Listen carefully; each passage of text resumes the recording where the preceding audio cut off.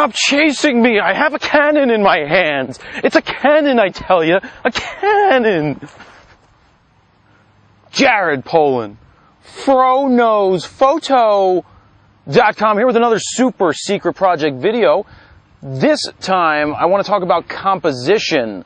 I'll be using a Rebel T3i. I have on here a 16 to 35 2.8, but to keep it more realistic to what most people starting out will have, I'm only going to shoot it in the range of 18 to 35.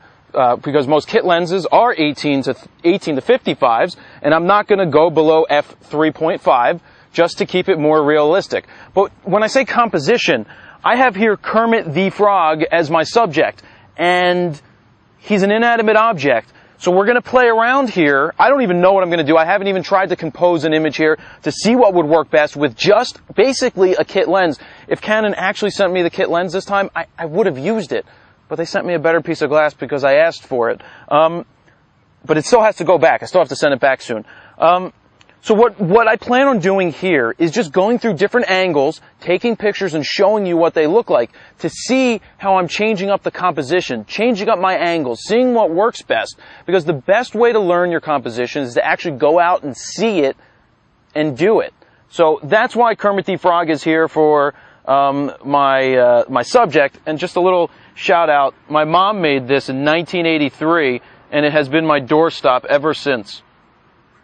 She used to do a lot of ceramics, and this is one thing she brought home in 1983 when I was roughly 2 years old. So, yeah, let's get to the composition video end of this, or the composition part of this, and I'll be right back to use this Canon T3i. Hopefully you guys pick up some information from this. We'll be right back. Alright, so we're back now, T3i in hand. And this is about seeing and feeling the image. Sure, there's not much going on here. I just have Kermit the Frog sitting over there, and I have to find the image.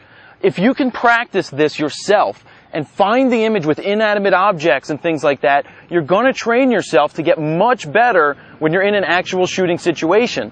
All this practice of trying to find the right composition is going to lead you on the right path to getting that composition when you're out there shooting what really, really matters.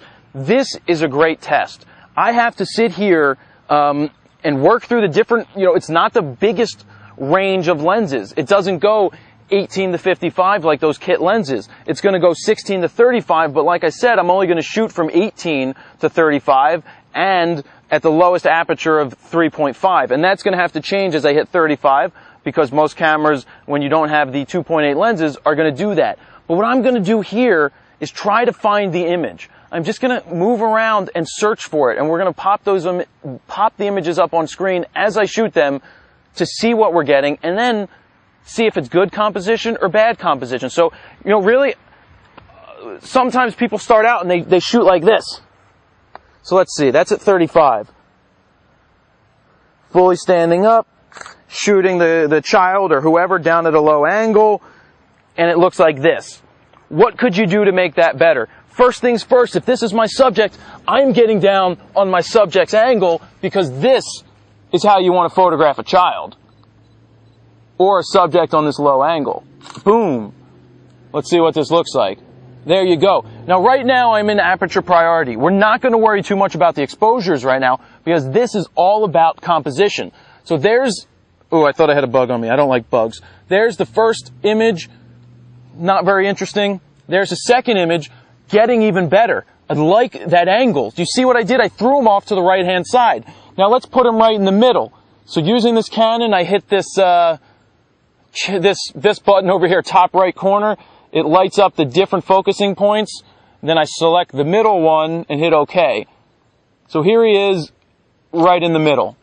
So now you can see the picture basically in the middle. Look at the difference between the first one. He's off to the right-hand side, and the second one, he's right in the middle. Which composition is stronger? That's up to you. But I like him thrown off to the side because that, to me, is a better image. Now, what would a vertical look like? Do we want him right in the middle, like this? Do we want to focus and do this? You know, you're just getting a different feel for what's going on. Could we come here and shoot an even wider shot? Or do I want to come over to here and be like, all right, Kermit, let's see what we got. Let's work with you. Oh, right there, Kermie. So here we go again. I'm picking my focusing point by hitting that center button and moving all the way over to the leftmost focusing point. I think. I'm still learning how to use this bad boy. There we go. Focus right on his eye from this corner. All right, there we go. I want to get more of his body in there, so I'm going to go wider. And here we go.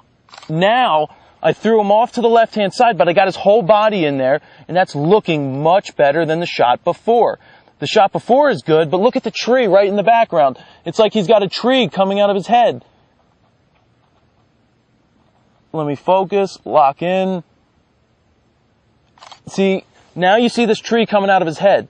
That's not good. How can we fix the tree coming out of the top of his head? Well, we could move slightly this way and be like, all right, I don't want the tree coming out of your head, so let's go vertical, and now the tree is off to the side.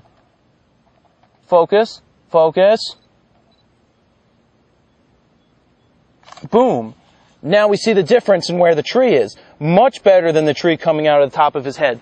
So really what this is coming down to is just seeing what's going on in the frame, what's going on in the background, what's going on in your sight lines. It's all about seeing. It's not just about where your subject is or what your subject's doing. He's not moving. I have to move myself. Many times when I'm shooting models, I don't ask them to move if they're in a bad place. I'll move myself, and last resort is ask them to move, because I want to see the image. I'm always looking through the camera going, all right, let's see, what could be the right angle? Because you want to look through the camera, because that's what your image is going to be. Not so much always just looking not through the camera. You want to use the camera to see what your frame is going to be, because then you're going to see what's going on. So those are just some simple examples of what I'm thinking about when I'm looking through the camera and shooting the pictures. Was there a distraction in the background? Would he look better at a higher angle or a lower angle? Would he be better right in the middle? Could he be better to the left or the right? These are just basic composition things that are going through my mind every second when I'm shooting a picture. When I'm looking through the viewfinder, am I looking right at the subject all the time? No, I'm focusing on the subject, but I'm checking the outer border. Is there something protruding through the outer border that doesn't need to be there? Is there a distraction? I don't know, but that's what I'm looking for and what I'm thinking about. So that's about it for a basic thing on composition right now. I hope these images help you out. I hope it gives you a little bit of insight into what I'm thinking about, so you can try to think about that as well. So that is another super secret project video, this time composition with Mr. Kermit the Frog. Kermit, thank you very much. Jared Polin, FroKnowsPhoto.com. See ya.